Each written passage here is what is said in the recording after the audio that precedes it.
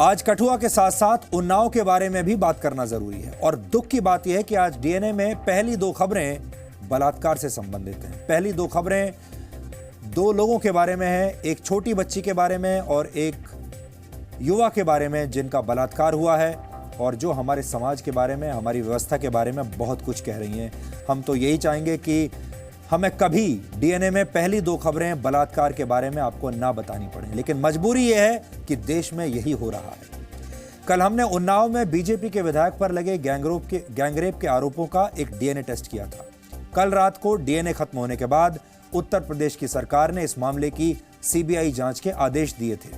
आज इलाहाबाद हाईकोर्ट ने कहा है कि इस मामले में उत्तर प्रदेश पुलिस ने जिस तरह काम किया है उसके बाद किसी का भी पुलिस के ऊपर से भरोसा उठ जाएगा। और यह बात कितनी सच है। आज देश में जब आप पुलिस को देखते हैं तो आपको सुरक्षा की भावना नहीं आती, आपको डर लगता है। और ये कितनी बड़ी बात है, कितनी दुर्भाग्य की बात है। आज इसी घटना पर हमारे पास आपके लिए एक एक्स्ट्रा विचार है।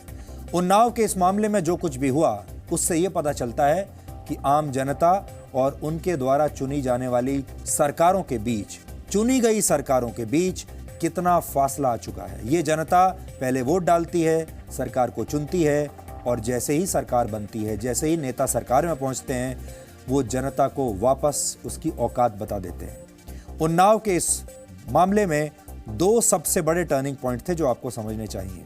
पहला टर्निंग पॉइंट यह था कि जब पीड़ित लड़की मुख्यमंत्री से मिलने के लिए गई तो उसे मुख्यमंत्री से नहीं मिलने दिया गया। ये लड़की 8 अप्रैल को अपनी शिकायत लेकर मुख्यमंत्री योगी आदित्यनाथ से मिलने गई थी, और किसी तरह का भरोसा न मिलने पर उसने आत्मदाह की कोशिश भी की थी। अगर मुख्यमंत्री या उनके कोई वरिष्ठ अधिकारी इस पीड़ित लड़की की शिकायत सुन लेते और उस पर कार्रवाई करते, उस लड़की को इंसाफ देते, तो बात शायद यहां तक नहीं पहुंचती।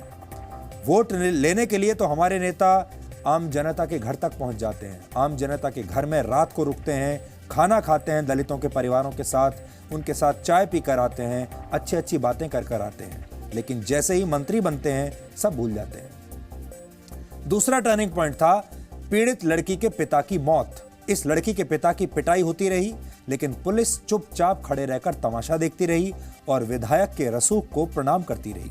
अगर तब उत्तर प्रदेश की पुलिस ने इस मामले में कड़ी कार्रवाई कर दी होती तो शायद लड़की के पिता की मौत नहीं होती।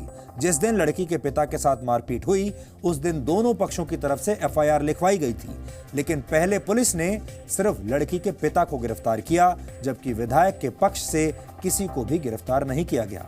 और बाद में जब ये मामला हेडलाइंस में आ गया, देश भर का मीडिया नॉन स्टॉप इसे कवर करने लगा और दबाव बढ़ गया, तो विधायक के भाई को गिरफ्तार किया गया। ये इस केस के दो बहुत अहम मोड़ थे, और इनकी वजह से ही ये मामला इतना बड़ा राष्ट्रीय मुद्दा बन गया, राष्ट्रीय खबर बन गया। और इन दोनों बातों से ये पता चलता है कि जनता और सरकारों के बीच कितना बड़ा फासला आ चुका है, जबकि ये सारी सरकारें जनता द्वारा चुनी गई सरकारें ही हैं।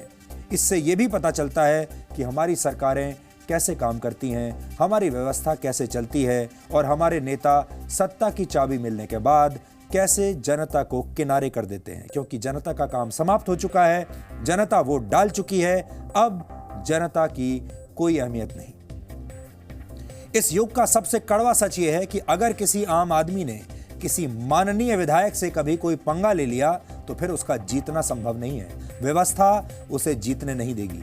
रसूखदार और दबंग नेता पूरे सिस्टम को अपनी जेब में रखते हैं, अपने इशारों पर नचाते हैं, और आम आदमी बेबस होकर देखता रहता है। बड़ी बड़ी पॉलिटिकल पार्टियां, बड़े बड़े नेता ऐसे दबंग छुटभइये नेताओं को चुनते हैं, क्योंकि वो जानते हैं कि ऐसे दबंग नेता ही चुनाव जीत सकते हैं, उन्हें सीटें दिला सकते हैं। और इसी तरह हमारे देश की राजनीति में दबंगों की संख्या कभी कम नहीं होती। ऐसे हालात में मीडिया की भूमिका बहुत महत्वपूर्ण हो जाती है, और इस मामले में अच्छी बात यह है कि मीडिया ने एक बहुत सकारात्मक भूमिका निभाई है।